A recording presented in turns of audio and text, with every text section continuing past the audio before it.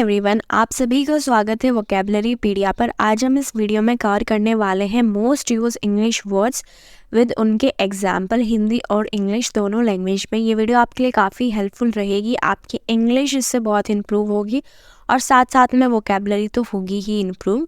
और वीडियो को like, share, subscribe and comment करना बिल्कुल मत भूलिएगा। हम टारगेट करते हैं 200 लाइक्स पर। जैसे ही आप 200 लाइक्स कर देंगे हम नेक्स्ट पार्ट इस वीडियो का अपलोड कर देंगे। तो चलिए आज की वीडियो शुरू करते हैं हमारे आज के पहले वर्ड से, जो कि है ह्यूमिलेट। ह्यूमिलेट का मतलब होता है अपमान करना या फिर नीचा दिखाना। ह्यूमिलेट अपमान करना या नीचा दिखाना। Example, why do you always try to humiliate me. इसका हिंदी में अर्थ हुआ तुम हमेशा मुझे नीचा दिखाने की कोशिश क्यों करते हो। तो यहाँ पे ह्यूमिलेट का मतलब हो गया है किसी को नीचा दिखाना या फिर अपमान करना। नेक्स्ट वर्ड है इरिटेट। इरिटेट का मतलब होता है किसी को चिढ़ाना या फिर उकसाना या फिर जलन पैदा करना। इरिटेट, चिढ़ाना या फिर उकसाना या फिर जलन पैदा करना। Example, his arrogant nature always irritates me. इसका हिंदी में अर्थ हुआ उसका घमंडी स्वभाव हमेशा मुझे चिढ़ाता है। तो यहाँ पर इस एग्जाम्पल इरिटेट वर्ड यूज़ किया है जिसका मतलब हो गया है चिढ़ाना। नेक्स्ट वर्ड है हमारा वर्थ। वर्थ का हिंदी में मतलब होता है लायक या योग्य। वर्थ, लायक या फिर योग्य। Example, he is worth praising.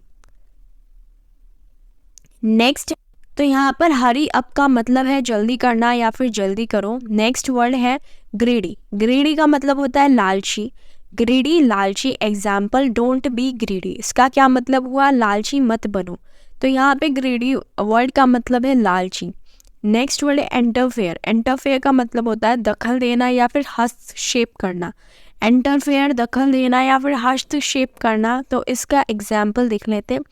Please don't interfere in my life. इसका हिंदी में अर्थ है कृपया मेरी ज़िंदगी में हस्तक्षेप ना करें या फिर मेरी ज़िंदगी में दखल ना दे। तो इंटरफेयर का मतलब होता है दखल देना या फिर हस्तक्षेप करना। चेरिश। चेरिश का मतलब होता है संजोना या फिर दुलारना या फिर पालन पोषण करना। चेरिश, संजोना या फिर दुलारना या फिर पालन पोषण करना। Example, I will cherish her memories for ever.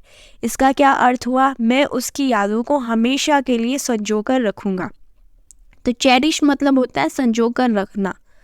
Next word है ऑब्सेशन। ऑब्सेशन का मतलब होता है जुनून या फिर सनक या फिर धुन। ऑब्सेशन, जुनून, सनक या फिर धुन। Example, her obsession for money was getting increased by day by. पैसों के लिए उसका जुनून दिन पर दिन बढ़ता जा रहा था। ऑब्सेशन मतलब हो गया जुनून या फिर सनक या फिर धुन। नेक्स्ट वर्ड है रिवेंज। रिवेंज का मतलब होता है प्रतिशोध या फिर बदला लेना। रिवेंज, प्रतिशोध या फिर बदला लेना। Example, she took revenge for her humiliation by success. इसका क्या मतलब हुआ, उसने अपनी सफलता से अपने अपमान का बदला लिया। तो रिवेंज का मतलब होता है बदला लेना या अपना प्रतिशोध लेना। नेक्स्ट वर्ड है कन्फेस। कन्फेस का मतलब होता है पाप स्वीकृति या फिर दोष स्वीकार करना। कन्फेस, पाप स्वीकृति या अपने पाप को मानना या फिर दोष स्वीकार करना। I want to confess something. I want to confess something. इसका क्या मतलब हुआ, मैं कुछ कबूल करना चाहता हूँ। तो कन्फेस का मतलब होता है अपनी गलती को कबूल करना या फिर अपने दोष को स्वीकार करना। नेक्स्ट वर्ड है एडमायर। एडमायर का मतलब होता है तारीफ करना या फिर सराहना करना। एडमायर, तारीफ करना या फिर सराहना करना। इसमें एग्जाम्पल देख लेते हैं। I admire her for her hard work. इसका क्या मतलब हुआ, मैं उसकी कड़ी मेहनत के लिए उसकी प्रशंसा करती हूँ।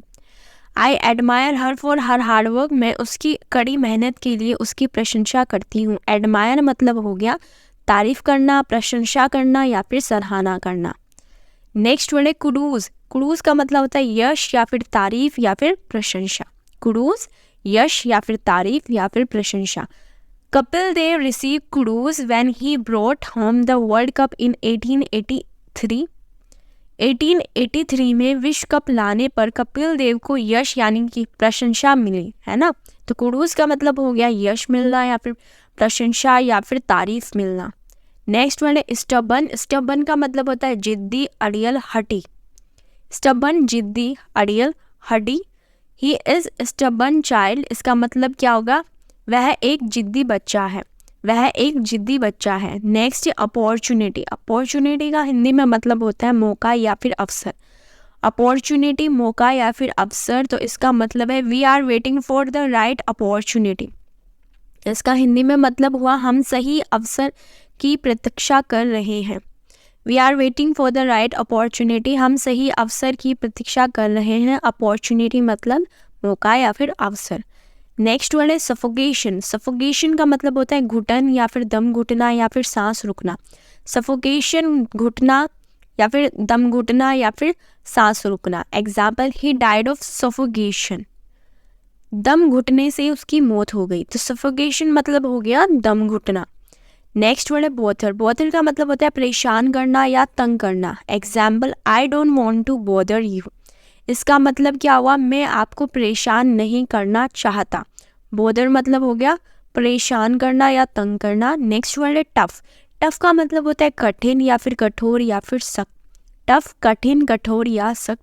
इसका मतलब इंग्लिश में देखते हैं, it was a tough decision to make. यह एक कठिन निर्णय था। टफ मतलब हो गया कठिन। डिस्ट्रॉय मतलब होता है तबाह करना या बर्बाद करना या नष्ट करना। डिस्ट्रॉय, तबाह करना या बर्बाद करना या नष्ट करना। Example, her action will destroy her. इसका क्या मतलब हुआ, उसकी हरकतें उसे बर्बाद कर देंगी। डिस्ट्रॉय का मतलब यहाँ पर सेंटेंस में हो गया है बर्बाद करना। नेक्स्ट है जस्टिफाई। जस्टिफाई का मतलब होता है सही साबित करना या फिर उचित ठहराना। जस्टिफाई, सही साबित करना या फिर उचित ठहराना। Example, her ill behaviour towards her parent can not be justified. इसका मतलब है उसके माता पिता के प्रति उसके बुरे व्यवहार को उचित नहीं ठहराया जा सकता। तो यहाँ पर जस्टिफाई का मतलब हो गया है कि उचित नहीं, उचित ठहराना या फिर उचित नहीं ठहराना, इस सेंटेंस में उसका अर्थ है। हमारा नेक्स्ट वर्ड है बर्डन, जिसका मतलब होता है बोझ, भार या फिर बोझ लादना। बर्डन, बोझ या फिर भार या फिर बोझ लादना। Example, sorry I have become a burden to you. इसका क्या मतलब हुआ, माफ़ करना, मैं तुम्हारे लिए बोझ बन गया। तो बर्डन का मतलब होता है बोझ। अलो मतलब अनुमति देना या फिर आज्ञा देना। अलो, अनुमति देना या आज्ञा देना। Example, her parents will not allow her to stay out late. उसके माता पिता उसे देर से बाहर रहने की अनुमति नहीं देंगे। तो यहाँ पे सेंटेंस में अलो का मतलब है अनुमति देना या फिर आज्ञा देना। नेक्स्ट है कंपलसरी। कंपलसरी का मतलब होता है आवश्यक या फिर अनिवार्य। Swimming was compulsory at my school. मेरे स्कूल में तैरना आवश्यक था। तो कंपलसरी का मतलब हो गया है आवश्यक। ट्रांसपेरेंट। ट्रांसपेरेंट का मतलब होता है पारदर्शी या फिर स्पष्ट या फिर साफ। ट्रांसपेरेंट, पारदर्शी, स्पष्ट या साफ। तो एग्जाम्पल देख लेते हैं, it will be done in a transparent way. यह पारदर्शी तरीके से किया जाएगा। हमारा नेक्स्ट वर्ड है मैंडेटरी, अनिवार्य या फिर आदेशात्मक। Example, it is mandatory to fill up all the details in the application form. इसका क्या मतलब हुआ, आवेदन पत्र में सभी विवरण भरना अनिवार्य है। तो मैंडेटरी का मतलब होता है किसी चीज़ का ज़रूरी होना या फिर अनिवार्य होना। नेक्स्ट है रेज्यूम। रेज्यूम मतलब होता है फिर से शुरू करना या फिर संक्षिप्त विवरण। रेज्यूम, फिर से शुरू करना या फिर संक्षिप्त विवरण। Example, she will resume work after the baby is born. तो एग्जाम्पल की हिंदी है, बच्चे के जन्म के बाद वह काम फिर से शुरू कर देगी। तो रेज्यूम मतलब होता है फिर से शुरू करना। नेक्स्ट वन है डिस्क्रिमिनेट। इसका मतलब होता है भेदभाव करना या फिर अंतर करना या फिर पक्षपात करना। डिस्क्रिमिनेट, भेदभाव करना, अंतर करना या फिर पक्षपात करना। Example, you must learn to discriminate between good and bad. तुम्हें अच्छे और बुरे के बीच भेदभाव करना सीखना चाहिए। तो डिस्क्रिमिनेट मतलब होता है कि भेदभाव करना। Next, stubborn. स्टबर्न, जिद्दी, अड़ियल या फिर हडी। He is a stubborn child. वह एक जिद्दी बच्चा है। तो स्टबर्न का मतलब होता है जिद्दी। नेक्स्ट वर्ड है रिस्पॉन्सिबिलिटी। इसका मतलब होता है जिम्मेदारी या फिर उत्तरदायित्व। रिस्पॉन्सिबिलिटी, जिम्मेदारी या फिर उत्तरदायित्व। He has no sense of responsibility. इसका मतलब है उसे जिम्मेदारी की कोई समझ नहीं है। तो रिस्पॉन्सिबिलिटी मतलब जिम्मेदारी। नेक्स्ट है एंथुसियास्ट। एंथुसियास्ट मतलब होता है समर्थक या फिर उत्साही। इसको एग्जाम्पल से समझते हैं। ही इज़ अ कार एंथुसियास्ट, मतलब कि वह एक कार उत्साही है, वह एक कार प्रेमी है। एंथुसियास्ट मतलब किसी चीज़ के प्रेमी होना या फिर किसी चीज़ के उत्साही होना या फिर समर्थक होना। नेक्स्ट है अनएक्सपेक्टेड। अनएक्सपेक्टेड का मतलब होता है अप्रत्याशित या फिर अचानक। The unexpected arrival of the guest ruined their plan, मतलब मेहमानों के अप्रत्याशित आगमन ने उनकी योजना को बर्बाद कर दिया। यानी अनएक्सपेक्टेड का मतलब होता है जो चीज़ अचानक से हो जाए। तो ये तो हमारा आज का लास्ट वर्ड। मिलते हैं नेक्स्ट वीडियो में, तब तक के लिए लाइक करना मत भूलिएगा। 200 का हमने लाइक रखा है, प्लीज़ उसे पूरा ज़रूर कीजिएगा। And subscribe, comment and share करना मत भूलिएगा। Thanks for watching this video.